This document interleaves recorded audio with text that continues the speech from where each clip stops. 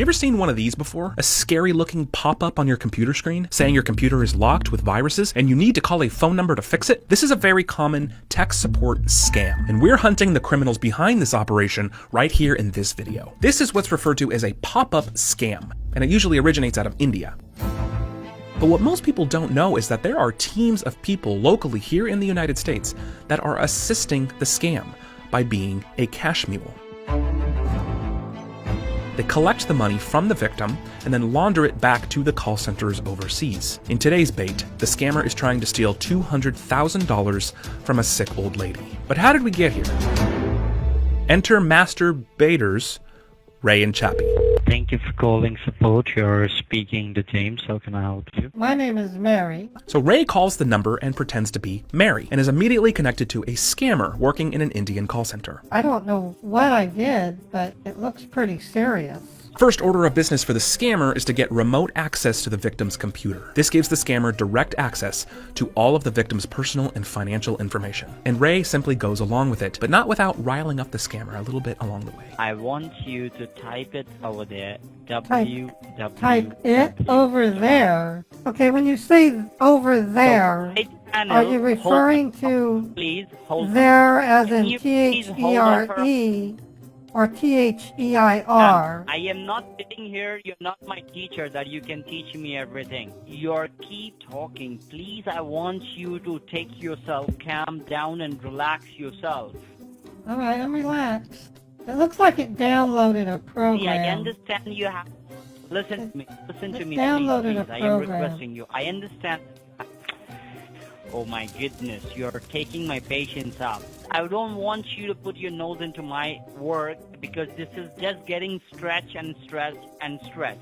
So we're off to an interesting start, but alas, the scammer is connected to a computer of what he thinks is a real victim of the pop-up scam. And now he'll use all his smoke and mirrors to lead Mary exactly where he wants her. Now you can see at the top, it's a red color line. It says unlock security setting. So what the scammer's doing here is he's setting up Mary's computer so he can spy on her with unattended access indefinitely, even after the scam is over. It's very common for these scammers to hold on to remote connections in the background to spy on successful scam victims in order to scam them again and again later on down the line. Now where you can see something says permission profile. Now click unattended access.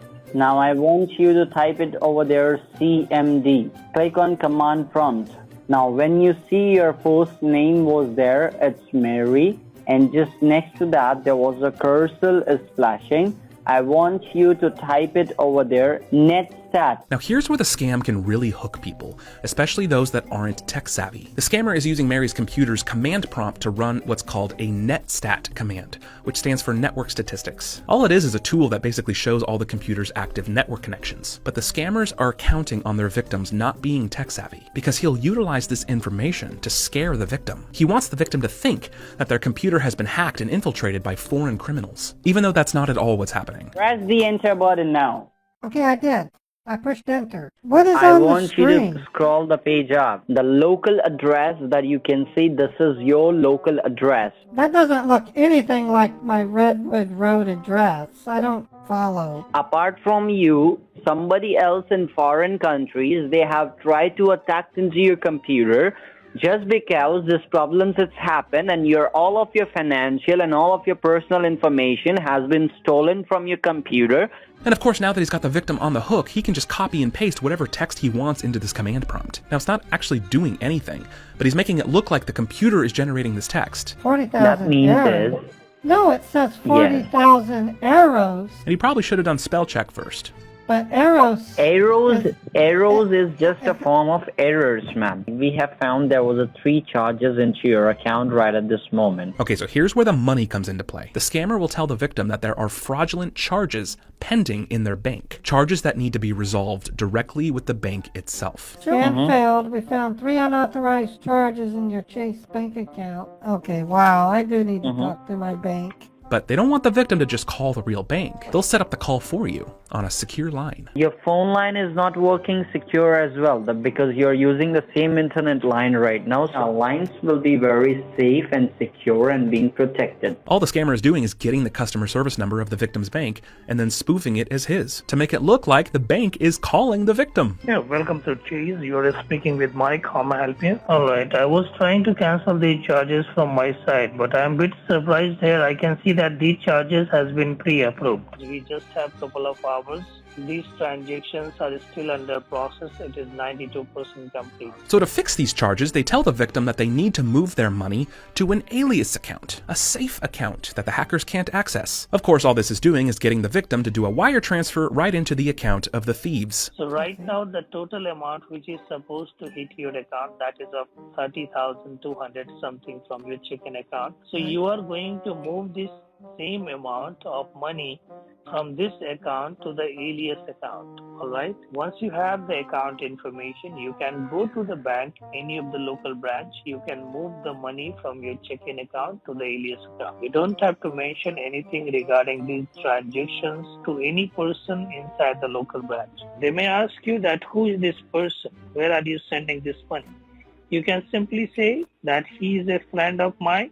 Now, of course, we're not going to wire any money, but we still want to keep the scammers on the hook. So Ray and Chappie proceed to manipulate the scammer into believing that wire transfers are no longer an option. The account number that you are giving me to send the funds to, looks like this account is on hold. So it's not allowing me, it's not allowing anyone to send any funds to it. Alright, are you at your home right now? Yes, I'm at home. And how much cash do you have at your house?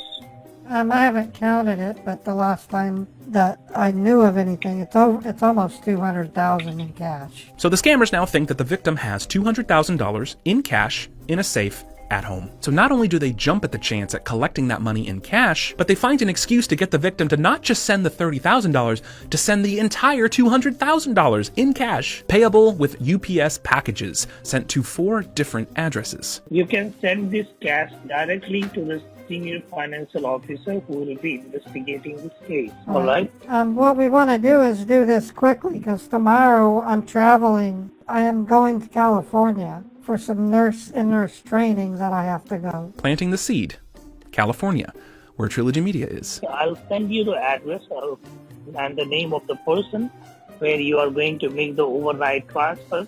Now, of course, we're not going to mail the cash, so we'll need a way out of this one. We're going to get into an accident. Oh my God!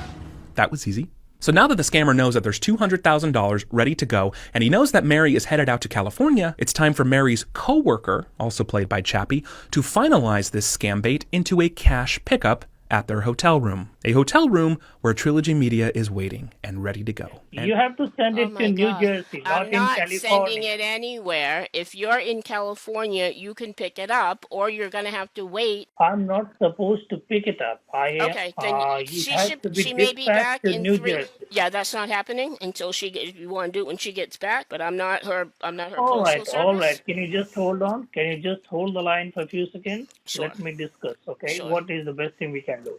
I'll send someone from my office to reach at your hotel. Your employee is going to be at her hotel at 6 o'clock, right? Yeah, he will be there at 6 o'clock sharp. His name is Jack.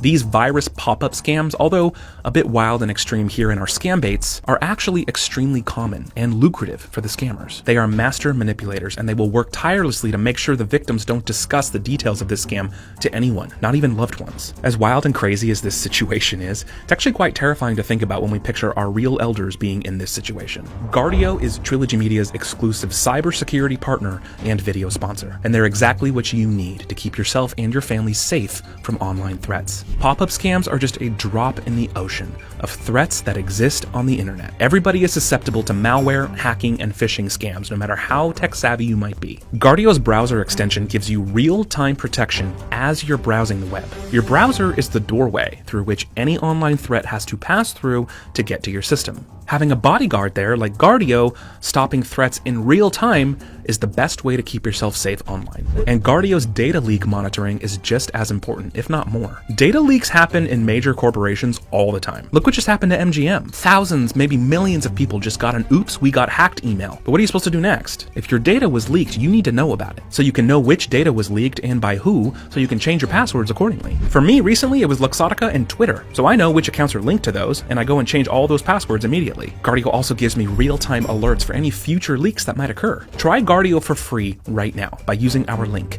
guard.io/trilogy. You also get a hefty discount just by using that link. Type guard.io/trilogy into your browser, or simply click the link in the description beneath this video. You can add up to 5 family members simultaneously on one subscription, so your whole family can be protected. With our link, you can try it for free for a whole week, and you can scan your browser and data leaks in 30 seconds. Go to guard.io/trilogy to find out if someone like Twitter leaked your information. And if you're lucky and they haven't, Guardio will alert you when they eventually do.